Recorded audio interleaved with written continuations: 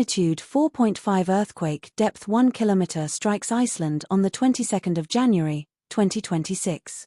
Earthquake subject to change. On average, Iceland experiences around 500 earthquakes a week, or about 26,000 every year. Iceland is typically divided into 7 different geographical regions. Each region differs slightly regarding culture and landscapes, but all are uniquely Icelandic. The regions are South Iceland, East Iceland, North Iceland, the Westfjords, West Iceland, Reykjanes, and Reykjavik Capital Area. Earthquake Info Credit, EMSC. Thank you for watching.